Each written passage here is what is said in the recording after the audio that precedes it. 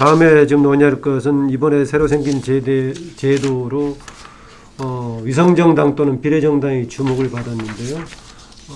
지금 비례 후보들 공천은 별도로 논의하기로 하고 위성정당, 비례정당 관련 얘기를 좀 거기만 한정해서 짧게 좀 얘기 좀 해주십시오.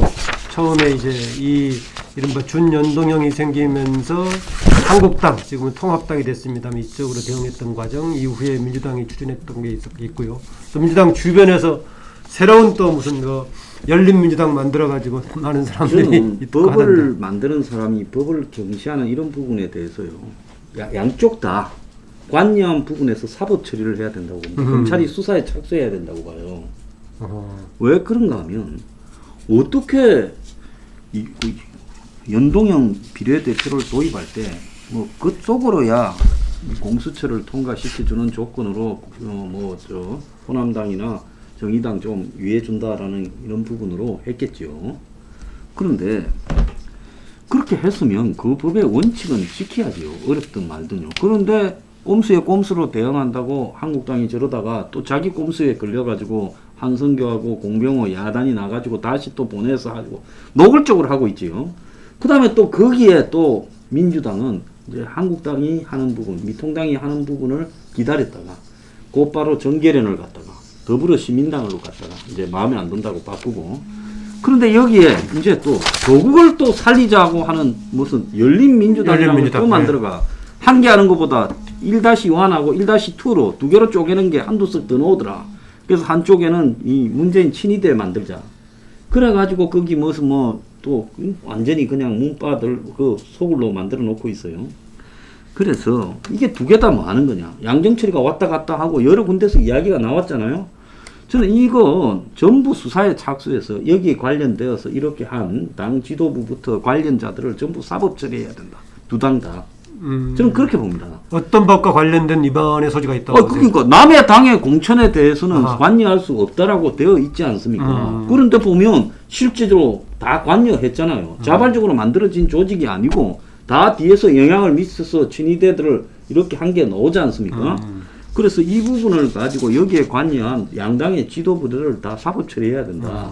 그래서 법을 만들었으면 법을 지키든가, 지키지 못할 법을 만들지 말든가 해야지. 이런 식으로 국민을 개돼지처럼 이렇게 여기면서 우롱하는 게 어디 있어요? 저거가 만들어 놓고는. 그렇지 않습니까? 그래서 양쪽 다 지금 이 공천에 관련된 부분은 사법 처리를 해야 된다. 그리고 그렇게 해서 불법으로 만들어진 정당의 비례대표가 옳은 것이냐부터도 지금 새로 봐야 된다. 저는 그렇게 대표 관련 후보들은 좀 이따 얘기하기로 하고요. 저는 그 황정선 말씀에 전 100% 동감합니다. 그러니까 사실은 제가 어저께 칼럼을 하나 썼는데 제 칼럼 제목이 이겁니다. 비례정당 팬데믹, 승강이가 차단해라는 게 제 제목인데 일종의 지금 우리가 아까 그 유행병, 감염병 이야기했는데 지금 비례정당을 둘러싸고도 모든 정당들이 몸살을 앓고 있습니다. 지금 당장 이거 제일 처음 만들었던 통합당도 마찬가지로 한승교의 난 때문에 완전히 공격을 치는 거 아닙니까? 통합당의 한국당. 그리고 또 지금 그 더불어민주당도 처음에는 욕하고 표도둑질하고 그래 하면서 난리를 치다가 돌아서 가지고 오히려 더 열심히 하고 있지 않습니까? 오히려 위성정당이 두 개나 생긴 꼴이 되고 있고. 그리고 사실은 어떻게 보면 자신들은 이야기는 안 하고 있지만 자신들이 뜻대로 지금 다 굴러가고 있잖아요. 그런 부분들. 그리고 또 여기에 지금 또 정의당은 정의당대로 상당히 나름대로 원내 진출할 거라는, 그러니까 원내 교섭단체까지 생각하고 있다가 이 완전히 비례정당, 위성정당 때문에 완전히 지금 엄청난 데미지를 받고 있는 주목을 못 받고 있죠. 주목을 못 받고 있고. 그리고 여기에 또 이 민주당의 손짓에 이 아주 한호했던 미래당, 녹색당은 완전히 지금 낙동강 오래야 돼 있고, 민중당까지 낙동강 오래야 돼 있고, 거기 또 가자당 뭐 두 개, 네 개인가 들어갔다가 두 개는 어제 또 팽당했고, 이 대한민국의 모든 정당들이 지금 완전히 팬데믹 현상이거든요. 근데 저는 그렇게 생각합니다. 그러니까 원래 이러한 부분들을 막기 위해서 지금 개정선거법에 넣었던 것이 민주적 심사와 민주적 절차 아닙니까? 예. 이거 제대로 했으면 이렇게 못하죠. 근데 이게 이 미래 한국당을 만들었을 때 이걸 가면 어떻게 할 것인가를 갖고 의견이 분분할 때 그때 이 중앙선관위가 잘못했던 게 너가 후보들 추천을 하고 추인을 하는, 소위 말해 선수천 후 추인 이 방식도 오케이다. 이게 민주적 절차라고 이걸 손을 들어주는 바람에 이 상황이까지 온 겁니다. 그러니까 쉽게 말해서 이 지금 이렇게 정치적인 지배 구조에서 모당이라고 할 수 있는 모당이 정치적 오더를 내리면 그 사람들에 의해서 공간이라는 형식적인 걸 절차를 통해서 쫙 줄 세워갖고 그러고 나서 소수의 이 선거인단 통해서 한 것 자체를 선관위가 받아준 거예요. 이것 때문에 지금 이 사단이 다 발생한 겁니다. 그러니까 민주당도 가만히 생각하니까 저렇게 하면 되겠네. 그걸 따라간 거 아닙니까? 지금 그도 따라가고 있는 거거든요. 자, 이런 상황이라고 한다면 저는 중앙선관위가 이제는 그러니까 이 개정선거법의 법대로 이거 아니다. 그러니까 물론 그렇게 했는데 지금 정치적 외압이 다 들어간 거 아닙니까? 그런 부분들에 대해서 조사해야 된다고. 그리고 예. 또 두 번째는 지금 이 정의당이 지금 비례정당에 대해서 헌법소원 제기해놨지 않습니까? 헌법재판소가 지금 3월 26일 날 등록인데 빨리 이 부분은 좀 서둘러서 결정할 필요가 있다. 그리고 또 지금 각 군소정당들이 이 양당에 대해서 지금 고소고발한 부분들 검찰이 수사해야 된다. 저는 그렇게 생각합니다. 예, 지금 뭐 2, 3일 남았는데 가능할지 모르겠습니다. 아, 그러니까. 네. 저거 아마 5번 선거 치르고 나면은 이 선거제법 5번에 개정됐던 선거법은 아마 폐지가 돼야 될 겁니다. 이거 존속 가능한 선거법 제도가 아닙니다. 말씀하셨듯이면은 선관위에서 아주 잘못했죠. 이 선관위에 대고 이런 위성 정당을 국민들의 상식적인 기준으로 봐도 위성 정당이고 타당이 영향을 행사하는 게 뻔한데 여기에 대해서 조치를 안 한다? 선관위가 존재할 이유가 없는 거죠. 그다음 사실 이 정거를 이 개정선거법을 주도했던 것은 정의당입니다. 그러면 정의당이 이 선거법을 통해서 재미를 봤을까? 아마 지금 여론조사상으로 지금 보면 정당 지지도보다도 비례대표 지지율이 좀 더 높게 나오는 트렌드는 나옵니다. 그러나 4년 전 그 트렌드, 즉 이 정당 지지율보다도 비례대표 지지율의 격차가 더 높은 그 격차보다는 훨씬 더 줄어 있습니다. 결국은 자기 발등을 찍은 선거제도가 되었다는 겁니다. 해서 이거는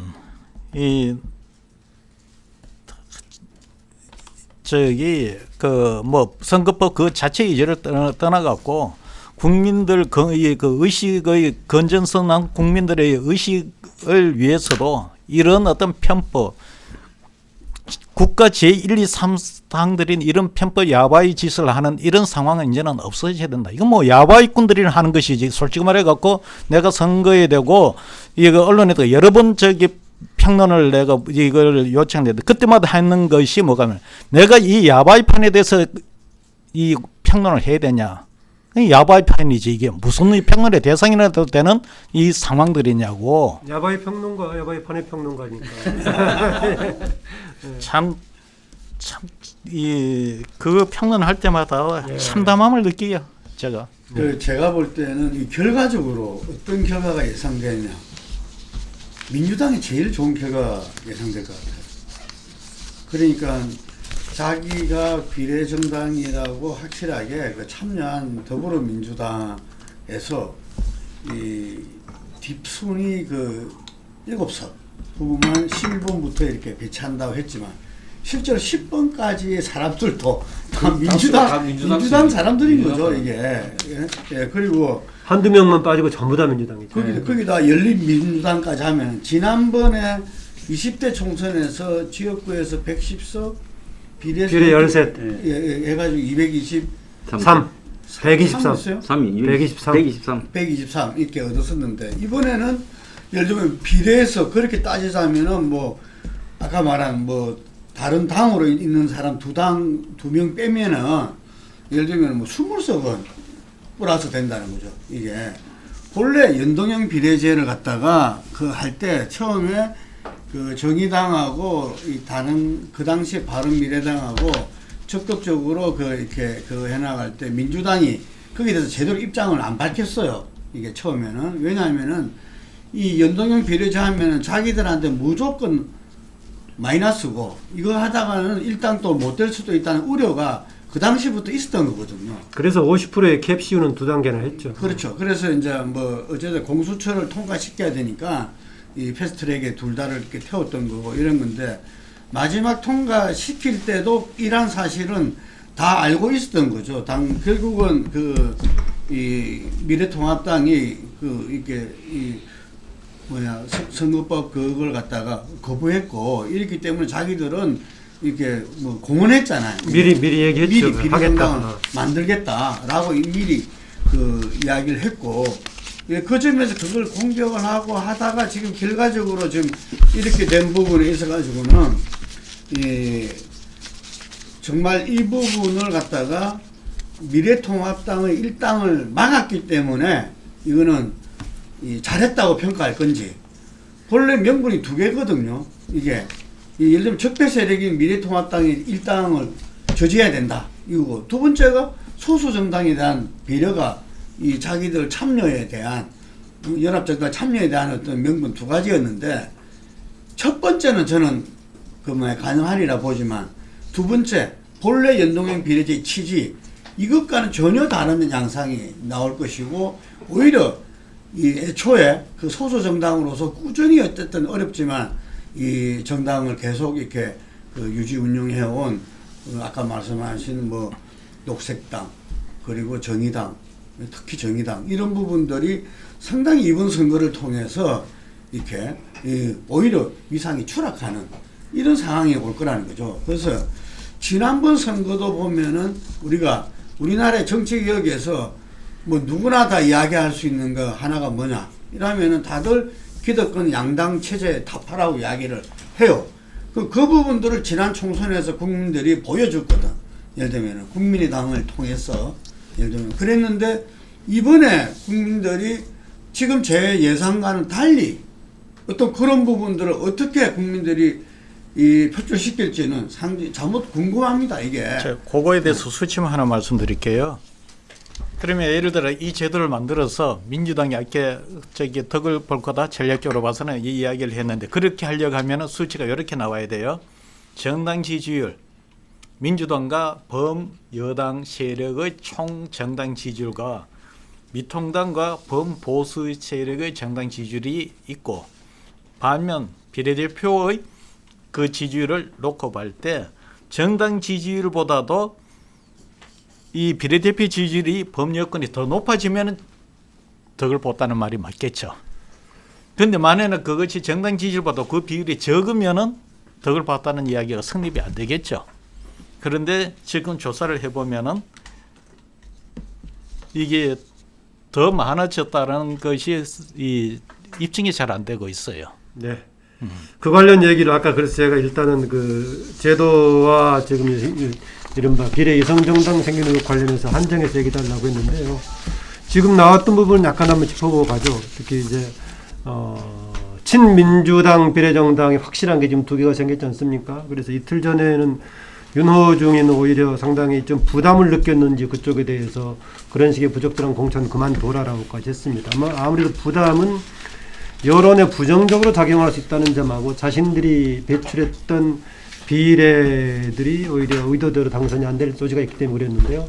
이해찬 대표를 비롯한 좀 얘기가 달라지고 있어요. 둘 간의 관계로 봤을 때 전반적으로 민주당의 이 먹이를 확대할 걸로 보십니까? 오히려 여론에 부정적인 영향을 미칠 거라고 보십니까? 저는 어차피 비난하는 사람은 다 보수파다 생각이기 때문에 네. 신경을 안 쓰고 그냥 밀어붙일 거라고 보고, 겉으로 민주당이 열린민주당을 비판하는 것 같지만은 여권의 구조로 봐서 청와대의 지시나 허락 없이 저 당이 만들어질 수도 없고, 또 한편으로 저 당의 5, 6%의 지지가 나올 수도 없다고 나는 봅니다. 예. 그래서 그거는 엄밀하게 사발통문이 다 돌았기 때문에 그런 것이다. 오히려 민주당의 시장을 확장할 걸로 보느냐, 아니면 여론에 다른 영향을 미칠 걸로 저는 보느냐. 생각을 해봤는데, 예. 첫 번째는 제로섬입니다. 제로섬입니다. 그러니까 제로섬 그러니까 원래 가져갈 표를 예. 나눠 먹는 거죠. 똑같이 나눠 먹는 건데, 두 번째는 예를 들면 시너지 효과가 있을 수 있는 거예요.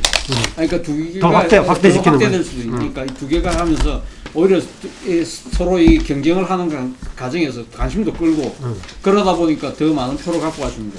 세 번째는 뺄셈이 정치가 될 수 있고. 예, 민주당에 대한 강성 이미지. 그러니까 그렇죠. 그런 게 하고 또 지금 소위 말해서 그러니까 지금 비례정당에 대해서 상당히 지금 자가당착이고 내로남불인데 저 두 개씩이나 만들어 그리고 또 하나는 정도를 지키고 원칙을 지키고 있는 것처럼 보이는 정의당이 부상하다. 그래서 오히려 그러니까 지금 그 이 범진보 중에서 약간 온건 합리적인 사람들 예, 예. 그리고 또 중도층까지 그 표들이 오히려 정의당으로 쏠릴 수도 있다. 이 세 가지 경우인데요. 가능성 어느 쪽에 무게를 두십니까? 제가 봤을 때는 이 지금 저는 원래 처음에는 둘 다 빼신 정치가 될 거라고 봤는데 예. 지금 보니까는 약간은 지금 오히려 더 시너지 효과가 나올 수도 있겠다는 생각이 들어요. 지금 그게 지금 이렇게 하는 과정에서 지금 나름대로 이 정봉주 의원이 하는 이 더불어 열린민주당이 나는 쇼를 잘하잖아요. 쇼를 잘하면서 계속 이슈를 만들어내거든. 자, 그 부분에 대해서 제가 말씀드리면은 민주당은 약간의 덕은 있을 거예요. 근데 민주당은 약간의 덕이 있는데 문제는 정의당이에요. 네. 정의당은 이번에 소위 말하는 지역구 후보는 민주당, 비례대표는 정의당, 이런 것은 교차 투표의 혜택을 보기가 굉장히 어려워질 것이다. 범민주계열에는 그래서 토탈 전체로 보면 범민주계를 보면은 별로 제로성이 게임이 된다. 그래서 나는 이 5번의 비례대표 선거제도 최대 피해자는 정의당이다. 그리고 이거는 화를 스스로 자초한 거다. 저번에도 말씀드렸습니다마는 이 지역구에 대고 승부를 걸지 않고 이 룰 게임으로서 이 선거를 보는 너무 가볍게 정치판을 읽고 대응을 했다는 겁니다. 지금 민주당 지지자들은 마음의 여유가 없어요. 교차 투표라는 것은 민주당 지지자들이 마음의 여유가 있을 때 이거 지역구는 민주당 후보 주고 비례대표는 정의당 주고 이렇게 하는데 지금은 굉장히 지금 미통당이 보수가 이전보다는 어쨌든 통합도 되고 지지율이 좀 더 올라가 있는 상황이 되다 보니까 민주당 지지자들이 위의식이 굉장히 커져 있습니다. 그렇게 인심 쓸 수 있는 지금 상황이 아니라는 겁니다. 그래서 제가 이제 그 세 가지를 전망을 하셨는데 저는 전체로 봐서는 제로성 게임인데 내부에 들어가 보면은 민주당이 조금 더 분할이 되면서 재미를 보고 정의당이 좀 손해를 본다. 그러니까 민주당이 표방한 것하고는 정반대네요. 민주당은 손해 보더라도 이쪽에 통합당을 막기 위해서 이쪽 파이를 키운다라고 했는데 파이는 똑같고 민주당만 이익만이 본다. 그 얘기네요. 이게 저하고 같은 말씀이신데 제가 지금 아까 말해놓고 가만 생각해 보니까 다시 생각해 보니까 그 중도 지지층들이 상당히 고민을 할 것 같아요. 그러니까 지금은 상당히 그러니까 열린민주당이 뭐 잘하고 뭐 하지만 그러나 근본적으로 중도층 무당층들이 입장에서 선거장에 투표장에 가서 이 정당 투표를 하는 과정에서 저는 의외로 이 지금 나름대로 그러니까 이 지금 뭐 이 손해를 보는 상당히 손해를 보는 정의당에게 동정표가 갈 가능성이 좀 있겠다. 근데 그게 결국 따지면 전체적으로 따지면 범진보가 파이를 키우는 건 분명한 것 같아요. 중도층의 표심이다 이렇게 보여지는데 이 부분들이 이 스윙 보트라 그래가지고 어떤 때는 진보 정당이 어떤 때는 보수 정당이 이래서 선거의 어떤 이 승리 패배를 갖다 가늠했죠. 그런데 이번에 지금 벌어진 거는 이거는 양키득권 양대 정당이 어쨌든 정당 정치에 대한 훼손이라든지 뭐 이런 부분 속에서 상당히 이 지지를 갖다 주저하게끔 만들어버렸다. 그런데 아까 제가 말씀드린 대로 코로나 사태의 어떤 위기 극복을 위해서는 그럼에도 불구하고 지금 정부 여당이 힘을 실어줘야 되는 거 아닌가 하는 부분들이 있을 수밖에 없다는 거죠, 이게. 그래서 이 사람들은 깐깐한 유권자들이고 끝까지 보고 결정을 하는 사람들이기 때문에 어떤 면에서 국민의당 사람들 이게 굉장히 기대를 걸고 있어요. 지금 현재는 국민의당이 이 갤럽 조사에 의하면은 뭐 이렇게 3% 정당 지지에다가 비례하면 5% 이렇게 나오고 있는데 어쨌든 이 부분들이 뭐 10%까지 갈 가능성도 있다고 저는 보여지는데 아까 말한 대로 이번 선거에서 가장 지금 이제 공격에 처한 거는 정의당이죠. 기대 수치는 한껏 자기들도 목표로 삼지만 원내 교섭 정당 20석 이상을 갖다가 기대치는 그만큼 한껏 올라간 상태인데 실질적으로는 지금 이제 이 오히려 지지율이 뭐 몇 년 사이에 최하로 이렇게 떨어졌다는 그런 조사 보도가 계속 그 나오고 있는 상황이고 지금 이 우리가 지난달에도 그 이야기했지만 이 진보 정당의 어떤 맏형으로서 이 정의당이 이 국민적인 어떤 여러 가지 정책이나 이런 부분들을 자기들은 지금 정책 검증이 시작되면 올라갈 거다 이렇게 이야기는 해요. 예, 하는데 어쨌든 그런 부분에서 어떤 이 너무 제도적인 측면에서 매몰됐던 거 아니냐. 그리고 그 이후에 비례대표 선정이라든지 이런 부분에서도 이 타당과 비슷한 그런 문제 제기들이 되고 하니까 차별성이 이렇게 상당히 지금 떨어졌다. 이게. 그래서 아까 말한 대로 이전처럼 어떤 이 지역과 비례에 있어서 분할 투표, 교차 투표도 상당히 지금 그 힘들어지고 그 자체 지지율도 힘들어졌기 때문에 이 심상정 대표 체제는 위기를 맞을 수 있다고 봅니다. 네. 저도 여기까지 확대가 돼버렸는데 잠깐. 저도 그래 보는데요. 잠깐요. 용어상으로는요. 우린 기억하는 김이니까 이 경우에는 교차 투표보다는 분리 투표가 이제 더 여야 분리 간에서 투표요, 분할 투표. 예, 그 분리 투표는 뭐 분할도 상관없는데 똑같으면, 교차 투표 좀 다른 의미니까 분리 투표 정도. 동정심을 정의당이 상실했다고 봐요. 애초에 정의당이 저 법을 통과시키는 과정에서 정치적 거래를 애초에 했죠. 자, 그래서 상당히 중도층들이 제가 볼 때 안철수 국민의당이 처음엔 저 당이 되겠나 했는데 상당한 득표를 할 가능성이 있다고 저는 봅니다. 정의당과 두 개의 제3정당 중에서 어느 쪽이 우위라고 될 거로 보세요? 제가 봤을 때 안철수 당이 더 앞설 수도 있다. 그래서 왜냐하면 열린민주당까지 만드는 거는 저거는 정의당 표를 바닥부터 다 훑어버리겠다는 일종의. 그러니까 민주당은 지금 인정사정 봐줄 것 없이 지금 나중에 수습하고 일단은 여기서 우리가 더 갖고 오는 게 맞다. 법 여건이고 필요 없다. 지금 이런 입장으로 정한 거죠. 제3세력에서는 안철수의 국민의당이 정의당보다 앞설다고 보시네요. 아까 보니까 김능구 대표도 좀 그런 쪽 같아요. 저는 좀 생각이 다릅니다. 국민의당이 약진 가능성이 있다 이거지. 약진 가능성. 어디 보세요? 저는 좀 생각이 다른 게 이 정의당이라는 당이 2004년도에 원내 진출해갖고 나름대로 역사와 갈록이 있는 정당입니다. 네. 그리고 나름대로 또 원칙을 지켜갖고 정의당이 스텝이 꼬인 거는 지난해 가을에 조국 정국 때 네. 조국에 대해서 그러니까 그걸 갖다가 살생부에 올리지 않는 바람에 그래서 삐끗된 거죠. 삐끗했고 지금 아마 땅을 치고 후회하고 있을 거지만 어쨌든 그러니까 정의당이 지금 선거제 개혁을 주도했는데 단순하게 정의당이 뭐 자신의 그 당의 이익을 위해서 그런 측면도 분명히 있죠. 그러나 많은 국민들이 다수의 국민들이 여론적으로 이 선거 개혁을 지지했던 이유가 이 지금 이 선거제도가 갖고 있는 우리나라 지금 소선거구제에 지금 갖고 있는 이 그 자체가 이 거대 양당 구조 이러한 부분들을 혁파를 해야 된다. 어떤 식으로든 이 다당제, 연합의 연립의 정치로 가야 된다는 부분들에 대한 지지가 상당히 강했던 건 사실이거든요.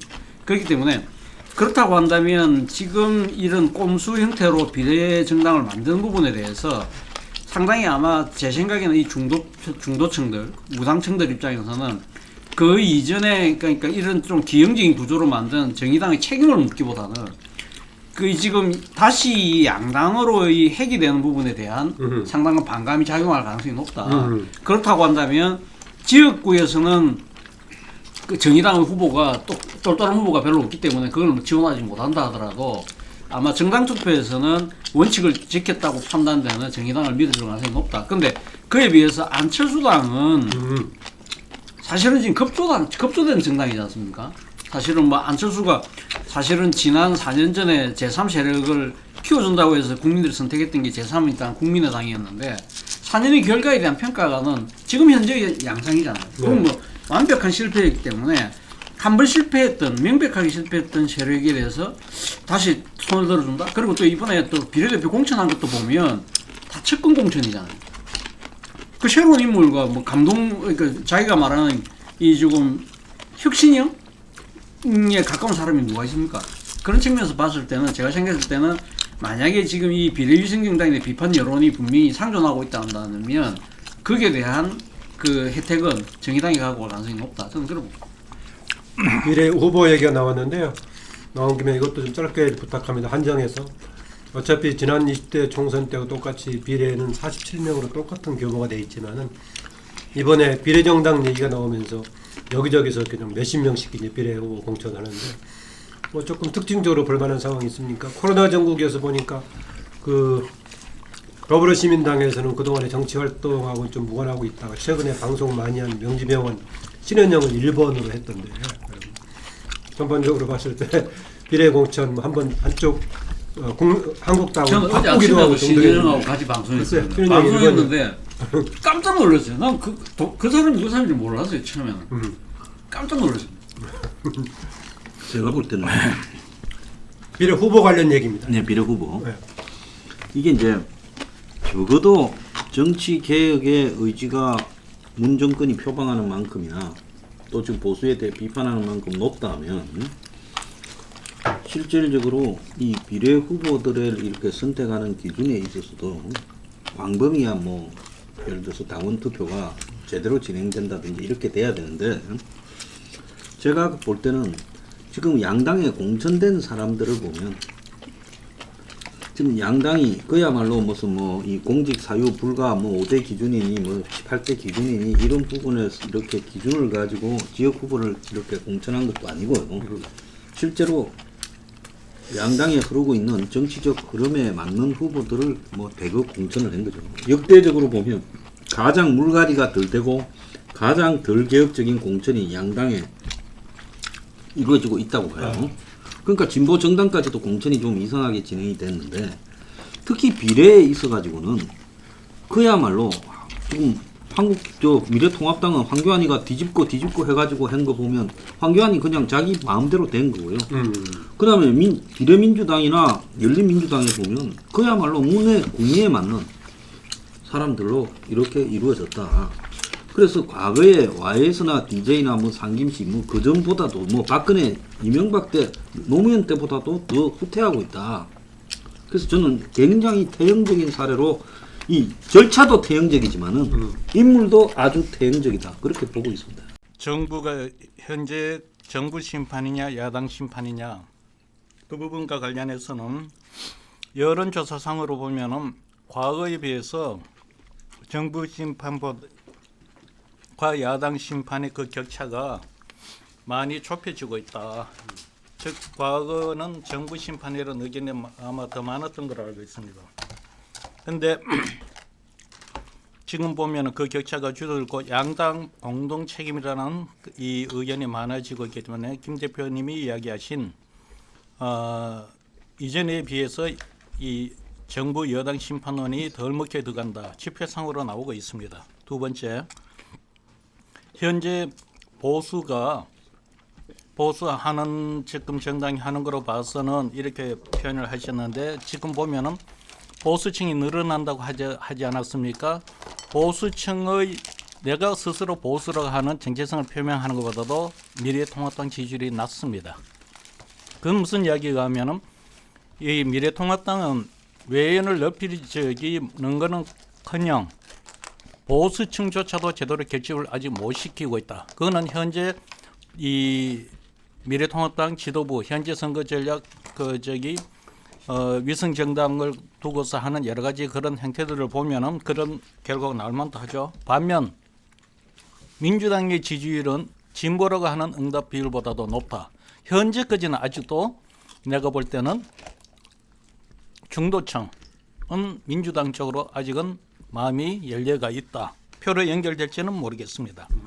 그다음 이렇게 정의당에 대해서 정의당이 원칙을 지켜서 그 당시 압도적인 여론이라고 했는데 그 당시 압도적으로 이 선거법 개정에 대해서 여론이 높은 여론조사가 나온 적이 없습니다.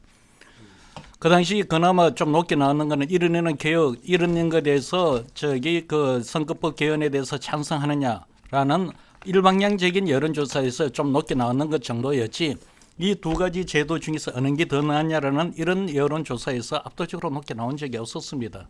어떻게 보면 여론몰이라고 봐야 되겠죠. 그래서 정의당이 문제 제기는 뭐 맞았을는지 몰라도 그 당시 민심을 충분히 설득시키는 단계까지는 가지 못한 상태에서 현재 선거법 개정이 이루어졌다.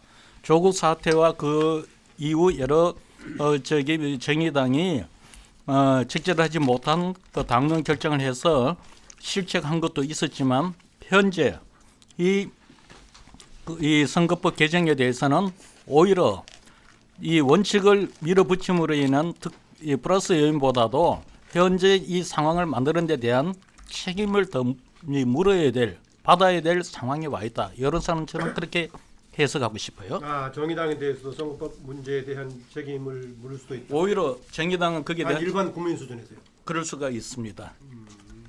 제가 아까 여론이 압도적이 우세했다고 그런 말씀을 드리진 않고 여론이 오적이었다 뭐 그런 이야기였고요. 사실 만약에 여론이 그렇게 싸하게 안 좋았다고 한다면 이게 대한 후폭풍이 분명히 일었을 겁니다. 그런데 그렇지 않았기 때문에 그래 말씀드렸던 거고 아까 뭐 말씀하신 거 그러니까 면면 이야기 하셨잖아요.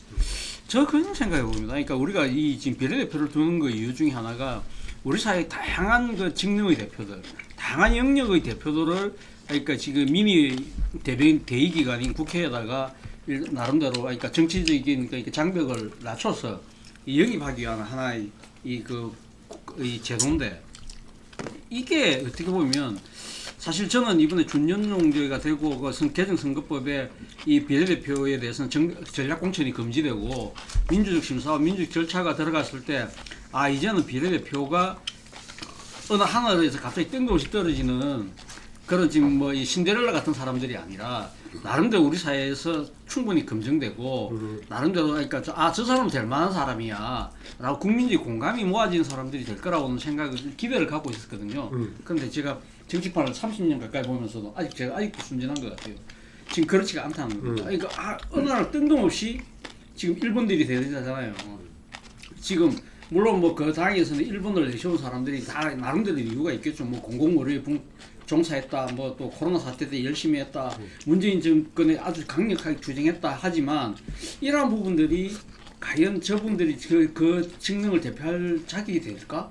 이런 생각이 든다는 겁니다. 그런데 거기에 대해서 우리는 유권자들은 거기에 대해서 앞순위에 있는 사람들 심판을 못 하잖아요. 그건 그대로 그러니까 따라갈 수밖에 없는 이런 구조이기 때문에 저는 이번에 그 앞순위에 가 계신 분들을 보면 진짜 이 까매 안 되는 사람들, 안 되는 분들이 꽤 있는데 이런 부분들에 대해서 진짜 이전하고 비교해봤을 때 어떻습니까? 아까 마찬가지라고 보십니까? 아니면 이번에도 좀 더 악화됐다. 악화됐다고. 그리고 지금 연동제를 하고 있는 독일이나 뭐 뉴질랜드 같은 경우는 아예 당원 투표 과정에서 순번을 정하는 그런 시스템으로 가고 있기 때문에 그렇지 않은 상황에서 물론 뭐 지금 열린민주당 같은 경우 뭐 이번에 그걸 했잖아요. 그러니까 자기들끼리 그 투표를 하면서 내세웠지만 거기도 보면 거기도 좀 문제가 있는 거는 그거는 뭐 형식적으로는 논리를 내세우겠죠. 우리 그 당원 투표에서 순번을 정한 거라고 이야기하겠지만 소위 말해서 아주 팬덤 열심 당원들이지. 열심 당원들에 의해서 그런 것이 과연 전체적인 민심일까? 그렇다고 한다면 그런 정당에 대해서는 국민들이 심판할 수 있는 구조가 돼야 되는데 그런 구조가 안 돼 있는 거니까 그 사람들은 그냥 나갈 수밖에 없는 거예요. 예를 들면 지금 그 열린민주당에 대표적으로 문제되는 사람들이 몇 명 있지 않습니까? 예를 들면 최강욱 같은 경우는 일단 2번, 4번 기소돼 있는 사람이고 그리고 그러고 또 항의석 뭐 검찰 쿠데타 그런 이야기를 과연 할 수 있을까 그런 생각. 또 김의겸도 마찬가지 아닙니까? 김의겸도 이 민주당 내에서 공천 심사에서 자격이 박탈난 사람인데 이런 사람들이 어느 순간 우회적인 통로로 해서 그냥 뺏지다고 들어온다? 이게 과연 진보적 가치에서 이야기했던 정의하고 공하고 부합하는 것인가? 저는 상당히 좀 해집니다. 그래서 아까 제가 이 비례투표에서는 오히려 정의당이 주목받을 이유가 좀 있다는 이유가 바로 거기에 있는 것이죠. 그러니까 지금 비례대표제라는 게 지금 없는 나라도 많잖아요. 특히 대통령제에서는 거의 없는데 우리 같은 경우에 비례대표가 이제 생긴 부분들이 제 말하면 이 양당 어떤 체제를 갖다가 나름대로 거기서 어떤 사회 재분야에 대해서 숨통을 좀 주기 위해서 각계각층의 어떤 일꾼들을 갖다가 그걸 한다는 차원인데 그래서 어느 선거든지 각 당 나름대로의 비례대표들의 면면의 어떤 명분과 그 스토리가 있었어. 그런데 이번에는 이 비례정당, 위성정당 문제로 그런 부분들이 다 묻혀버린 것 같고 또 그러면서 그 선출 절차도 이번에는 그게 민주주의라 해야 된다는 게 명시됐음에도 불구하고 그냥 인선하고 선거인단에 찬반 투표를 묻는 그건 또 생전도 처음 봤어요 이게. 그런데 그런 식으로 진행하는 거 보고 이번 선거가 정말 우리 다음 이후에 우리 대한민국 정치와 대한민국 운명을 가를 정조 선거라고가 될 거다, 돼야 된다고 늘 이야기했던 사람으로서는 굉장히 당혹하지 않을 수 없다. 이 코로나 선거라는 어떤 큰 어떤 그 특성 속에서 벌어지는 선거임에도 불구하고 국민과 유권자들이 우리 정치의 어떤 변화 발전을 위해서 이 어떤 이 투표 행위를 할 만한 그런 여건들을 갖다가 각 당에서 제대로 지금 현재 이 준비되어 있지 못하다는 생각이 들고요. 그래서 이번에 이 비례대표 선거, 비례 위상정당 문제는 저는 반드시 이 선거 이후라도 되짚어져야 되고, 그래서 이 부분에 대해서 뭐 우리 김만흠 박사님께서도 이야기하듯이 정당 정치의 이 위기, 이 정당 정치가 이 완전히 허물어지는 이게 이런 폐해 양상이 이 각 우리나라 정치를 대표하는 각 당에서 버젓이 벌어지고 있는 부분들에 대해서 저는 이번 선거를 통해서 이후에는 바로 잡아야 된다, 바로 잡혀야 된다. 공천까지 연관지어서 제가 한 말씀을 드릴게요. 이번 선거 공천을 각 당 공천을 보면은 참혹합니다. 제가 볼 때는 21대 국회는 개원하자마자 내가 볼 때는 아주 강력한 패싸움이 벌어질 겁니다. 이번에 내가 볼 때 각 당의 그 후보 공천 기준은 다음에 패싸움 잘할 사람들. 그럼 어떤 사람들이냐? 검사, 경찰, 법조, 그리고 당의 충성도 높은 사람, 이런 사람들이 양진양에 배치가 됐습니다. 즉 앞으로 경제 문제, 안보 문제 이런 걸 어떻게 풀어갈 것인가에 대한 고려한 공천이 거의 없습니다. 그러면은 비례대표에 있어서만큼이라도 전문가가 영입돼야 되는데 그 민주적 절차에 의한 순번 결정하기 그거는요 당내 활동 열심히 한 사람이 무조건 되게 돼가 있는 겁니다. 어떻게 보면 그거는 비례대표 제도의 그 취지에 맞지도 않다는 거죠. 예를 들어서 그러면 각계 각층을 대표하는 대표성을 그러면 비례대표가 지금 하고 있느냐? 실제 그것도 아니라는 거예요. 예를 들어서 선거 직전에 그런 사람들을 영입해 갖고 비례 투표 시켜 보세요. 그 사람들이 상위 번호에 들어가나요? 안 되죠. 이 민주적 절차를 이번에는 그 비례대표제에 시행을 했기 때문에 문제가 없다. 그 논리는 제가 볼 때는 절대로 그거 갖고 되지 않습니다. 저는 이걸 갖고서 우리나라 정당 정치 제도의 위기로 끝까지는 이야기하지 않지만 이 선거법 개정을 통해 갖고 비례대표에 대한 어떤 새로운 그 역할 이것을 찾아주려고 했던 그 과정이 오히려 이 비례대표제에 대한 위기로 이번에 귀결될 가능성이 크다 이렇게 봅니다. 예. 오늘 할 것 많은데 시간은 지금 11분 남았습니다. 11분 남았는데 여러 가지 지금 오늘 네 분의 패널 다 최근에 비례대표 관련해서 문제를 지적해 줬는데 유감스럽게도 21대 국회는 그거를 주도했던 사람들이 또 끌어가니까 자기 부정하는 개혁을 할지는 좀 우리가 이제 좀 그래서 헌법재판소가 좀 빨리 좀 움직일 필요가 있는데